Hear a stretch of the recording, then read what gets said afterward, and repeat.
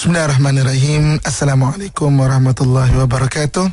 Innal hamdalillah nahmaduhu wa nasta'inuhu wa nastahdihi wa nastaghfiruh wa natubu ilaih wa na'udzubillahi min syururi anfusina wa min sayyiati a'malina. May yahdihillahu fala mudhillalah wa may yudlilhu falan tajida lahu waliyyan mursyida. Dirahmati Allah DJ Sairwan, seterusnya kepada seluruh ibu-ibu, ayah-ayah saya yang saya sayangi sekalian, abang-abang, kakak serta adik-adik yang saya doakan yang kebaikan sekalian. Syukur pada Allah Subhanahu wa taala dengan limpahan kurnia dan rahmatnya, dengan kebesaran Allah Subhanahu wa taala dapat kita sama-sama masih lagi duduk dalam perkongsian kita pada kesempatan yang berbahagia ini. Mudah-mudahan sedikit yang kita kongsi beri manfaat kepada kita, dapat kita jadikan satu ilmu yang berguna dalam usaha kita untuk mengabdikan diri pada Allah Subhanahu wa taala, insya-Allah. Ibu-ibu, ayah, abang-abang, kakak, serta adik-adik yang saya doakan yang kebaikan sekalian, kita dah kongsikan bantu keluarga dengan amalan. Selain daripada usaha kita untuk kita memenuhi keperluan keluarga kita, hari ini abang-abang, ayah-ayah pergi keluar untuk mencari nafkah. Kita bekerja. Ibu-ibu, akak-akak juga ada yang hari ini berada di pejabat sekarang ini, ataupun berada di tempat kerja. Kita membantu suami kita untuk membajak ataupun bergali ataupun buat batas untuk tanam sayur dan sebagainya. Kerja dulu dengan tenaga. Sebab itu orang perempuan dulu memang di rumah. Tapi kerja sekarang kebanyakannya adalah menggunakan kekuatan pemikiran. Dengan kelulusan yang ada, maka orang boleh bekerja tanpa tenaga, tanpa betul-betul menggunakan tenaga. Betulnya kan, orang kerja di office contohnya kan, buat akaun, buat surat itu, kertas kerja ini, itu menggunakan kekuatan pemikiran kan. Dan kalau kita lihat di universiti dipenuhi kebanyakan adalah orang perempuan. Sebenarnya sekarang ni orang perempuan juga bekerja. So akak-akak, ibu-ibu yang berada di office atau di pejabat sekarang yang mendengar perkongsian kita pada hari ini, kita bekerja membantu suami kita untuk memenuhi keperluan keluarga kita. Okey, so jadi apa yang kita buat pada hari ini adalah yang zahir. Tapi di sana ada amalan-amalan yang kita buat. Kalau amalan ini Allah turunkan bantuan Allah Subhanahu wa taala kepada kita. Dan kadang-kadang ibu-ibu, ayah-ayah, bapa, kakak saya sekalian kan, dalam kehidupan kita ni ada, kita tak perasan kita sedang dibantu Allah Subhanahu wa taala dalam urusan kita. Kita tak perasan kadang-kadang. Usaha kita kecil saja. Kita rasa anak kita bagus hari ini, kita cakap sikit dia dengar. Tapi yang membukakan hati untuk dia dengar adalah Allah Subhanahu wa taala. Hasil ada amalan-amalan. Kita dah kongsikan minggu lepas 3. Kita kongsikan beberapa lagi pada minggu ini. Jadi maknanya ada kadang-kadang dipermudahkan. Kereta kita tak rosak contohnya. Selain daripada kita servis, kita jaga baik-baik minyak hitam dan sebagainya, mana tak rosak. Ada orang jaga-jaga pun mana tayarnya pancit lah, itulah ini orang langgar lah, ada je masalah. Selain daripada kita pun sihat, alhamdulillah. Selain daripada anak kita tidak meragam, suami kita sihat, rumah kita tak ada pecah masuk pencuri contohnya dan sebagainya. Sebenarnya benda-benda ini benda-benda yang kadang-kadang Allah Subhanahu wa taala bantu untuk pelihara, dan kita perlukan amalan untuk itu. Okay, kita perlukan beberapa amalan untuk menjadikan Allah bantu kehidupan kita. Kita kongsikan pada minggu lepas, kita buat sedikit ulang kaji kan. Pertamanya syukur kan, dengan bersyukur Allah sebut la in syakartum la azidannakum. Kau bersyukur pasti Allah akan tambah nikmat itu. Kan kita syukur pada kesihatan, Ustaz, Allah tambah kesihatan, Ustaz. Kita syukur pasal harta, Ustaz, Allah tambah harta, Ustaz. Kita syukur pasal isteri, Ustaz, Allah tambah soleha, Ustaz. Alhamdulillah. Jatuh gamam jawab kan. Sebab bini Ustaz pun dengan tengah yakin. Allah tambah soleha, Ustaz. Okey. Jadi mana la in syakartum la azidannakum. Okey. Kau syukur pasti Allah akan tambah nikmat itu kan. Okey. Kemudian yang keduanya kita kongsikan bagaimana Allah Subhanahu wa taala suruh kita bertawakal. Sebab Allah sebut wa may tawakkal 'ala Allah fa huwa hasbuh. Bertawakal kepada Allah cukup. Kau cukup Allah cukupkan kau. Fa huwa hasbuh, cukup bagi dia dah. Sebab ada kadang-kadang usaha kita tidak semestinya maknanya segala usaha kita tu semaksimal mungkin kita dah buat. Tapi cabaran-cabaran daripada luar yang kadang-kadang menggagalkan. So bila kita telah usaha, kita tawakal Allah Subhanahu Wa Taala. Dan yang ketiga kita kongsikan pada minggu lepas, iaitu menjalankan silaturahim. Sebab silaturahim tu sumber kepada panjang umur dan murah rezeki. Dalam hadis Nabi SAW menyatakan, man arada ayyatula umrah falyasil rahimah. Orang yang nak supaya dipanjangkan umurnya, maka hendaklah dia menyambungkan silaturahim. So kita ajar diri kita untuk menyambungkan silaturahim. Okey, kita sambung pada kesempatan yang berbagi ini. Yang keempatnya, Yang keempatnya, bantu keluarga dengan amalan. Selain daripada kita usaha, pergilah bekerja, ambillah overtime dan sebagainya, buatlah part time dan sebagainya, tapi beberapa amalan yang Allah akan bantu keluarga kita. Yang keempatnya, iaitu dengan memperbanyakkan kita beristighfar. Apa kena mengenai istighfar? Adakah sekadar kita membaca istighfar itu? Okey, itu daripada sudut zahir dan ukuran kita sebagai manusia. Istighfar boleh bantu tuan macam mana? Tapi kita nak tengok apa cerita Al-Quran. Kita nak cerita sebab Al-Quran kalamullah. Allah yang ceritakan kepada kita melalui kalamnya yang suci mengenai diri kita manusia. Saya nak bawa beberapa contoh. Saya nak buat satu contoh saja daripada kisah-kisah Al-Quran yang Allah cerita mengenai kehebatan dan kedahsyatan. Dahsyat tu bukan maksud wah dahsyatnya, bukan. Maknanya keagungan istighfar yang Allah Subhanahu Wa Taala suruh kita baca, dan implikasinya kepada bantuan Allah dalam hidup kita. Implikasi dia. Okey. Ada satu kisah disebut dalam Quran, kisah yang semua kita tahu, Nabi Yunus alaihi salam. Nabi Yunus ni, ibu ayah saya sekalian, Nabi Yunus ni dia berasal daripada kampung Ninawa. Kampung Ninawa ni di Iraq. Okay? Ninawa ni satu kampung dalam daerah Tikrit. Okay?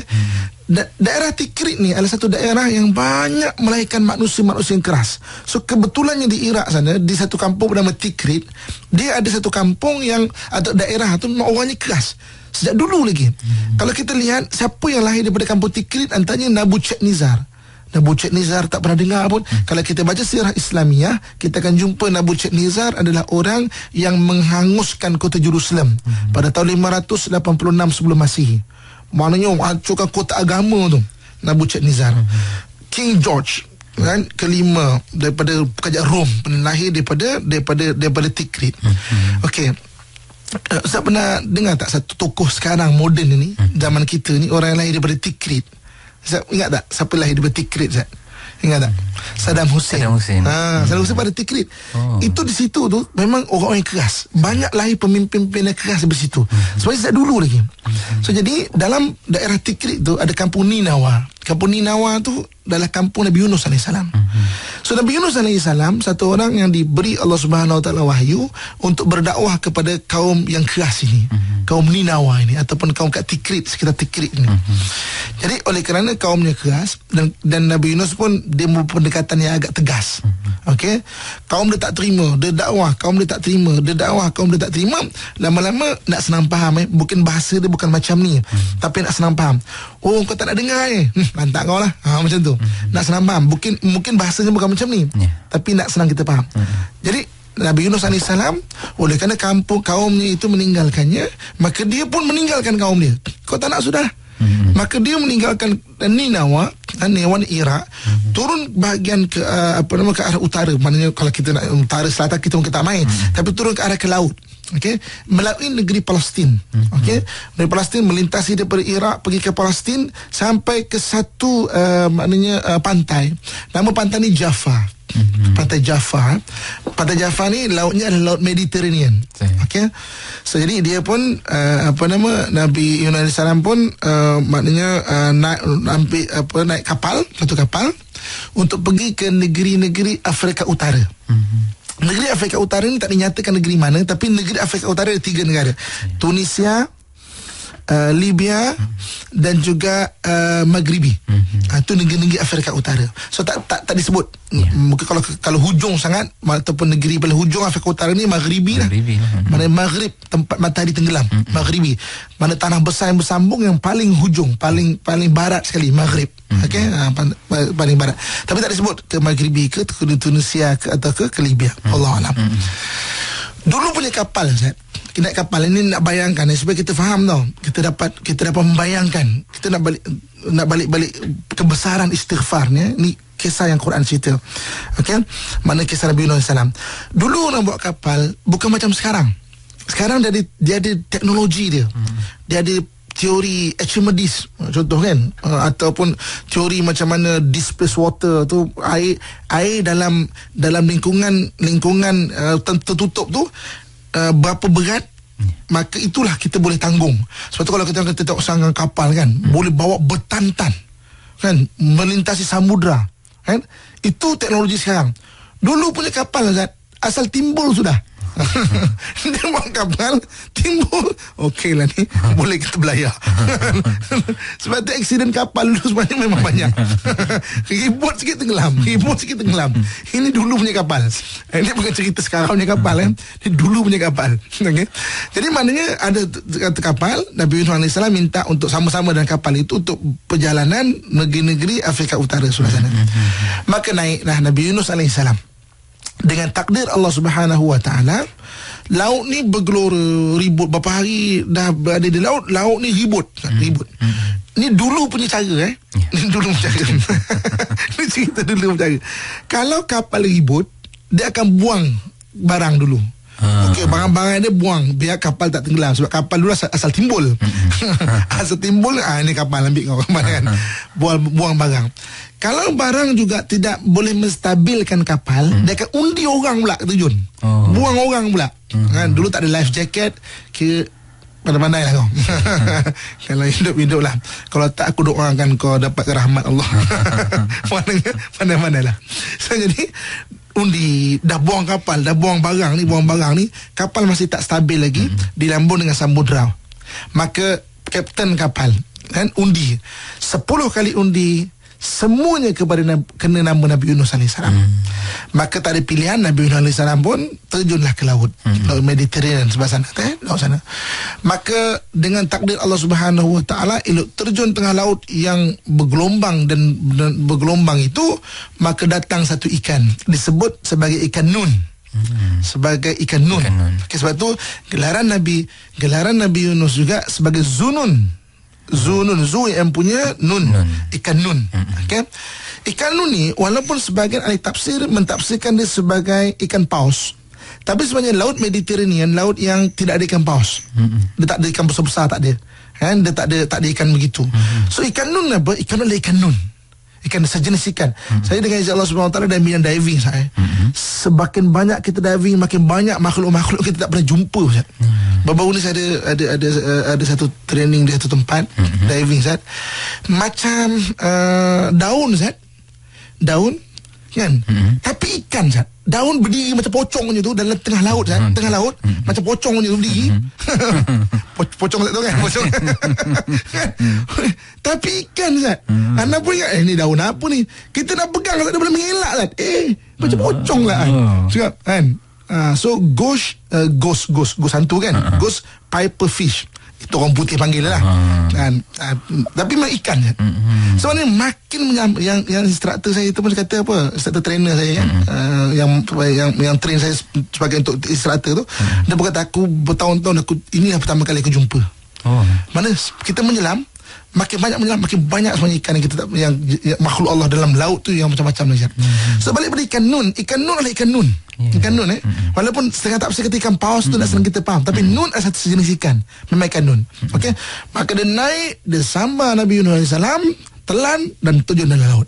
Sebab tu dalam kitab tafsir menyatakan Nabi Yunus AS berada dalam 3 kegelapan. Kegelapan dalam perut ikan, kegelapan malam, dan kegelapan dalamnya laut. Berapa meter tak dinyatakan, mungkin 100 meter, mungkin lebih daripada itu. Jenis-jenis ikan nun yang jarang orang jumpa ni, kita tak tahu, wallahu alam. Okey, kita nak bayangkan sekarang perasaan Nabi Nuh AS.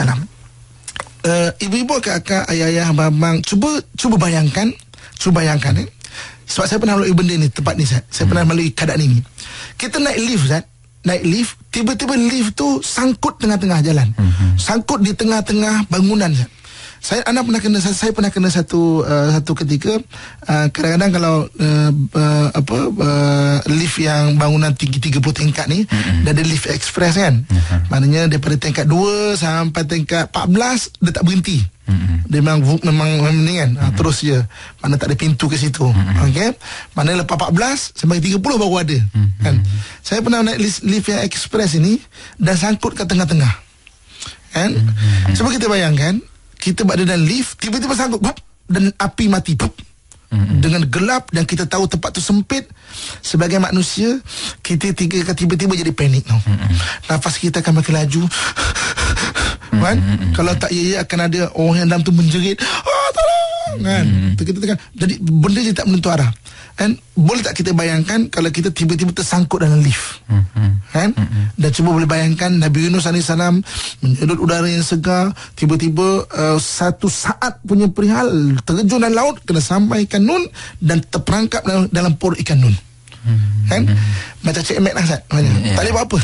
Tahu Cik Mek tak boleh buat apa. Nak ke mana? Takkan nak geletik ikan tu kira. Ikan tu naik. Tak ada. Sebab deria kita rasa ni yang kulit dan dalam mana rasa kiri. Tak ada Ustaz. Tak ada. Maka dalam itu Quran sebut kan, apa yang Nabi Yunus baca? Nabi Yunus baca tasbih yang mirip kepada minta ampun, istighfar, tasbih istighfar kan. Apa dia dirakamkan ayat itu dalam Quran, la ilaha illa anta subhanaka inni kuntu minadh zalimin. La ilaha illa anta, ya Allah, tiada Tuhan melainkan engkau, subhanaka, sesungguhnya maha suci engkau ya Allah, aku di kalangan orang-orang yang zalim ya Allah, ampunkanlah aku ya Allah. Kan? Dan dia baca sampai Allah Subhanahu wa taala sebut falaula kana minal musabbihin. Kalau Yunus tak baca tasbih ini, la labitha fi batnihi ila yaum yub'atsun. Dia kekal dalam perut itu sampai pada hari kiamat. Kekal dia sampai hari kiamat, Allah sebut. Maksudnya beristighfar boleh menimbulkan kita daripada permasalahan. Ini ibu ayah saya sekalian, hari ni suami kita kena berhenti kerja, isteri kita kena berhenti kerja yang kita tak tahu. Kenapa? Aku buat kerja betul tapi kena fitnah, tapi kena kata kenapa begini? Kan, selain daripada kita buat resume baru, hantar pada syarikat sana, hantar pada syarikat sini, selain daripada kita berusaha itu istighfar. Sebab istighfar akan menimbulkan balik kita ketika kita dalam masalah. Ini Allah sebut kisahnya dalam Quran. Sebab itu amalan yang boleh membantu keluarga, bantulah keluarga daripada amalan. Selain daripada kita tolong isteri kita yang kena ada masalah kerja, atau suami kita ataupun anak kita buatkan proposal, kita telefon kawan kenalan kita dan sebagainya untuk dapatkan kerja. Selain daripada itu istighfar. Banyakkan istighfar. Sebab istighfar akan membawa kita keluar daripada permasalahan-permasalahan. Ini ulama al-mufassirin sebut. Seperti mana kisah Nabi Yunus AS. Untuk meneruskan kisah Nabi Yunus, kita bagi laluan untuk iklan. Jadi mungkin ada juga yang bertanya, saya sendiri pun nak tanya-tanya, bagaimana keadaan Nabi Yunus ketika berada dalam tu? Adakah keadaan Nabi Yunus AS dalam ikan tidak ditulis dalam rawi-rawi bagaimana keadaannya, baring ke, telentang ke, diri ke, duduk ke, tak ada cerita. Cuma gambaran ikan nun tu macam mana? Kalau kita kalau betul bukan ikan paus, tapi ikan tu macam mana? Okey.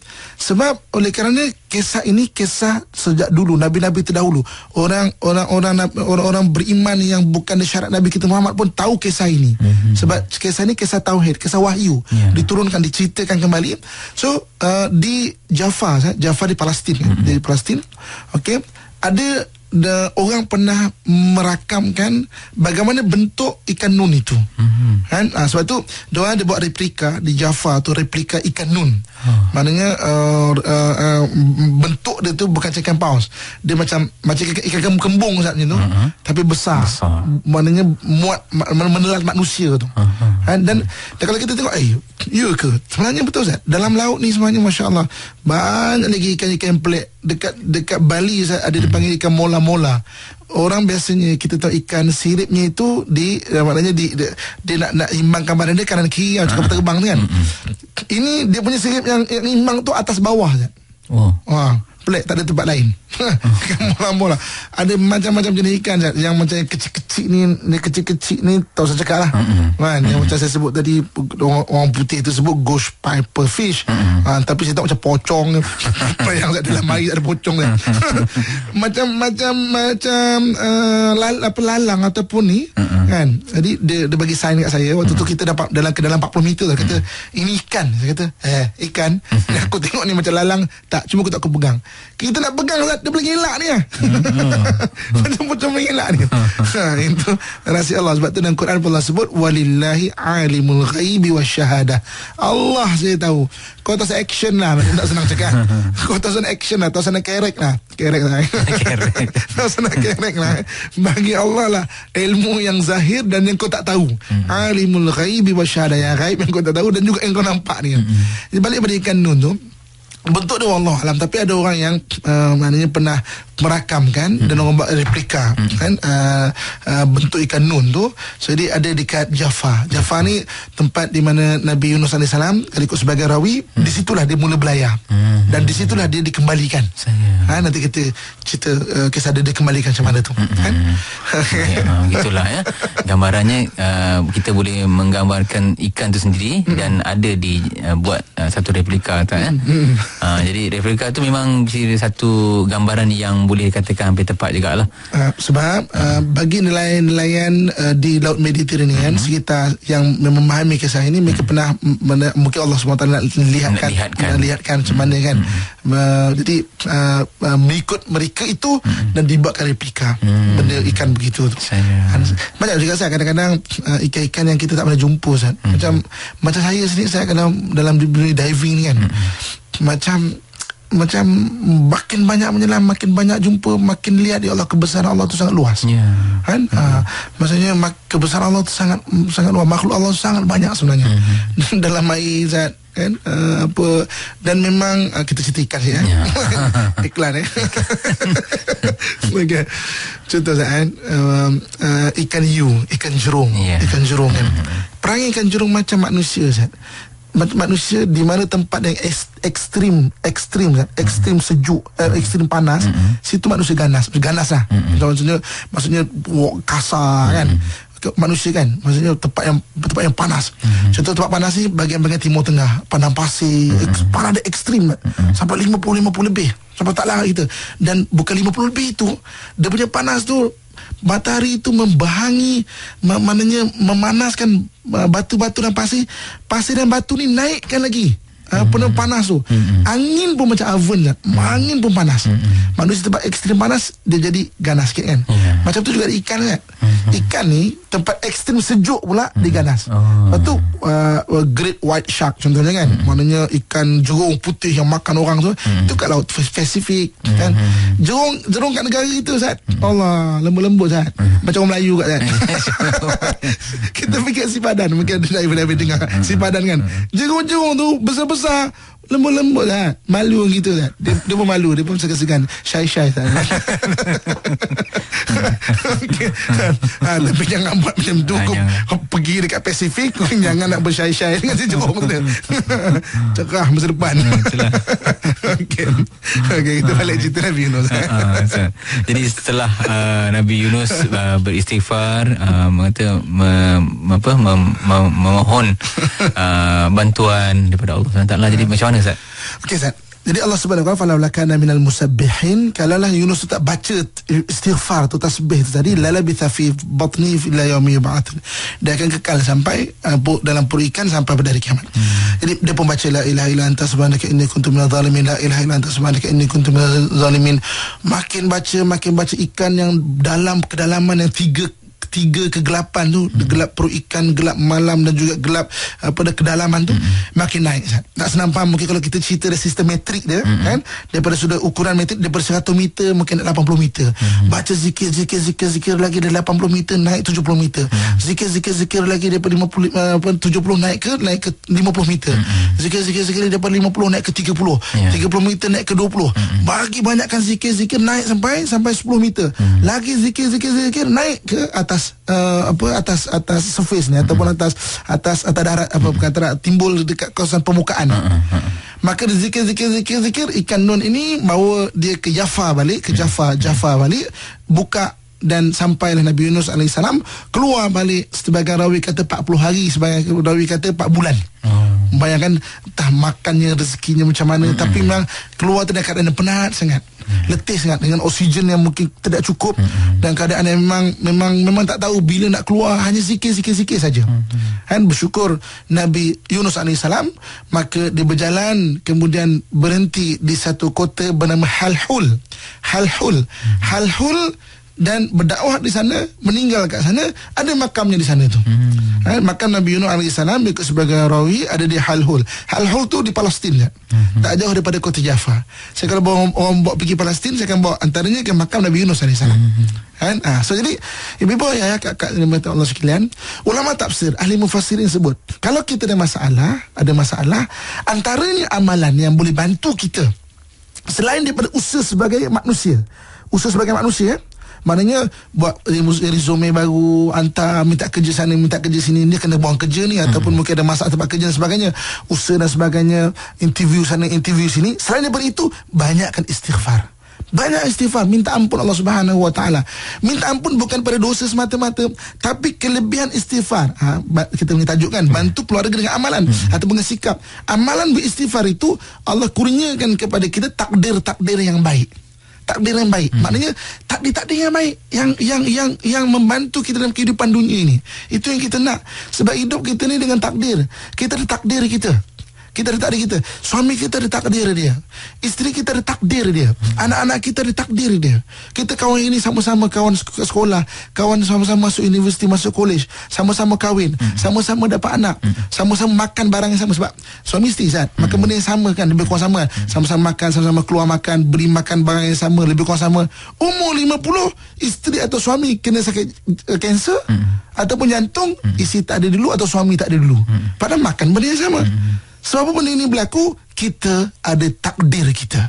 Kita berjalan di atas takdir kita. Kan? Sama-sama makan, padahal sama-sama makan madu, makan kesihatan itu, kesihatan ini, ulam itu, ulam sini. Tapi seorang kena kanser contohnya. Kan? Ataupun yang si suami ni kena sakit jantung. Oh, ada orang yang begitu cergas, sampai ada orang pernah sebut kat saya, Ustaz, dia baru lepas bypass, sakit jantung, diuji. Mudah Allah SWT terus berikan kesihatan pada kita dan pada dia. Dan dia adalah ahli sukan, badannya kurus, tak gemuk, kan? Badannya tak besar, maksudnya taklah besar.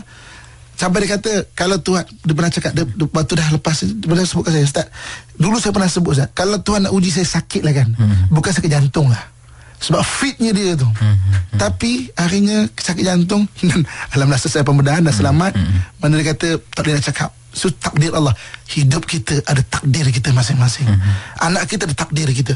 Hari ni kalau takdir kita baik, kita sebagai datuk, kita sebagai datuk seri, kita sebagai tan seri contohnya, kita sebagai puan seri contohnya, belum tentu anak kita bertakdir baik macam kita. Kan? Maksudnya doa, minta istighfar, amalan-amalan bantu keluarga pada hari ini.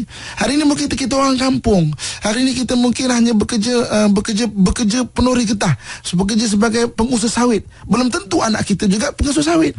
Ada orang jadi ahli perniagaan yang berjaya. Sebab apa? Dia ada takdir dia. Dan kita ada takdir kita. So kita disuruh untuk berusaha kepada takdir-takdir yang baik. Antaranya ibu-ibu, ayah-ayah, abah-abah, kakak-kakak yang saya doakan kebaikan sekalian, antaranya istighfar. Sebab benda ini disebut dalam Quran. Istighfar, banyak istighfar, kan? Dan bukan semata-mata menghabiskan tasbih, biji tasbih. Astagfirullah, astagfirullah, astagfirullah, astagfirullah, astagfirullah, astagfirullah, astagfirullah, astagfirullah. 1 hari 100 kali menghabiskan biji tasbih. Dalam laju berkira pula tu, kan? Imam ni baca lebih ni. Apa imam ni? Kita dah 100 itu. Ini mesti tasbih China ni. Apa imam? Berkira. Berkira. Aduh. Okay. Ibu-ibu, akak-akak, ayah saya sayangi dan saya doakan kebaikan sekalian. So jadi istighfar lah. Bukan sebagai istighfar tu sebagai menghapus dosa semata-mata, tapi dia mengundang takdir-takdir yang baik. So, bantu keluarga dengan amalan. Antara jalan dengan amal istighfar. Okey, kita sambung lagi. Kan? Sambung lagi. Muslimin dan muslimat dan rahmatullah sekalian. Kemudian yang kelima. Benda ni biasalah, kita biasa dengar, ustaz-ustaz biasa cakap. Tapi di dalam tajuk ini, bantu keluarga dengan amalan, kita kena sebut lagi sebab dia termasuk dalam amal-amal yang boleh bantu keluarga, iaitu apa? Doa ni yang suruh doa adalah Allah Subhanahu Wa Taala.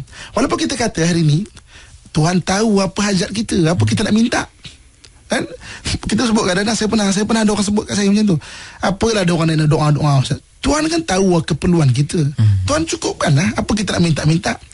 Tapi sebenarnya yang suruh doa adalah Allah Subhanahu Wa Taala. Allah Subhanahu Wa Taala sebut wa qala rabbukum ud'uni astajib lakum. Maka Tuhanmu berkata, berdoalah kepada aku ini, kepada Allah Subhanahu Wa Taala, astajib lakum. Allah akan memustajabkan bagi kamu. Allah yang minta, Allah yang suruh kita berdoa. Supaya apa? Supaya doa ni adalah sebahagian daripada unsur tauhid. Tauhid apa? Tauhid pergantungan kita kepada Allah Subhanahu Wa Taala. Sebab kita minta kepada Allah Subhanahu Wa Taala, jadi hati kecil kita ada pergantungan, ikatan kepada Allah Subhanahu Wa Taala. Jadi Allah yang suruh kita berdoa. Jadi hari ni kan, saya, ibu ayah saya sekalian kan, ada sedikit pengalaman lah. Ibu ayah mungkin lebih kaya pengalaman daripada saya mengenai doa ini, kan? Allah Subhanahu Wa Taala sebut berdoalah. Okey, maka Allah akan mustajabkan.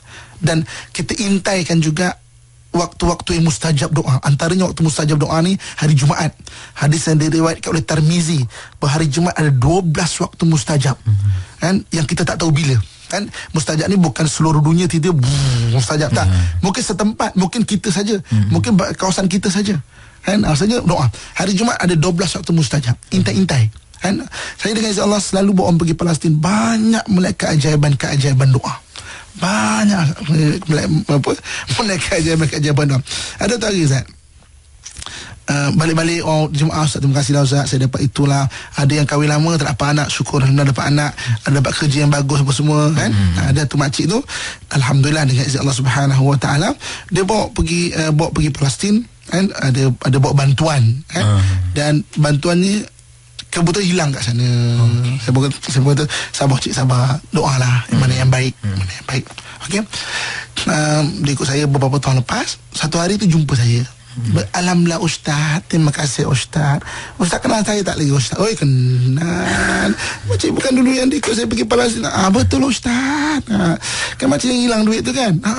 Ustaz ingat tak Ustaz, waktu makcik hilang duit tu sedih sangat Ustaz. Apa Ustaz sebut kat saya? Kata, saya tak berapa ingat je, itu cerita lama, kan?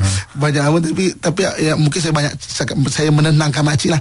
Betul Ustaz. Tapi Ustaz ada kata, makcik, tak apalah makcik, bawa duit tu pun untuk sedekah Palestin. Hilang pun kat Palestin, mana sampailah orang.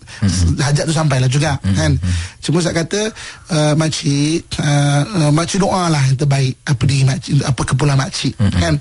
Jadi makcik je tahu apa keperluan makcik, kan? Doalah, saya nak cadangkan pun tak tahu. Jadi kata Ustaz sebut saya kasih macam tu.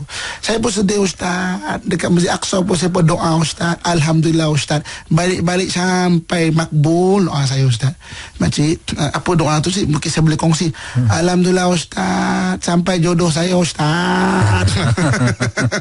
Tanda dan sabar. Selamat pengantin baru makcik.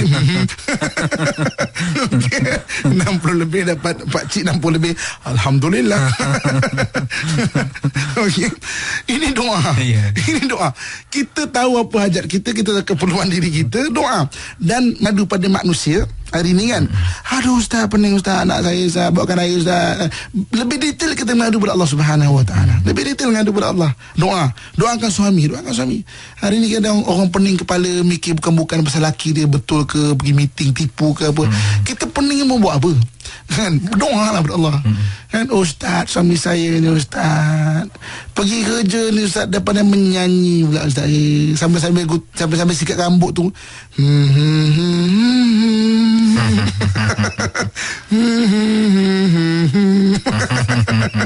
Bukan main gembira lagi. Pening tak? Betul ke dia pergi kerja ni? Makcik, doa lah makcik. Kak doa biar Allah pelindungi. Allah lindungi. Doa pada keluarga. Sebab doa bantulah keluarga dengan amalan. Antaranya doa. Sebab Allah yang sebut wa qala rabbukum ud'uni astajib lakum. Minta Allah pasti akan mustajabkan. Pening kepala sendiri buat apa? Kita yang pening, kita tension sendiri-sendiri, kita sangka sendiri-sendiri, gaduh. Aduh, masih tu. Baik, kita clear cut kan, ya Allah tolong pelihara suami ya. Kalau dia terbuat tak betul, kau tunjukkan depan mata ya Allah, biar aku boleh bebel sikit.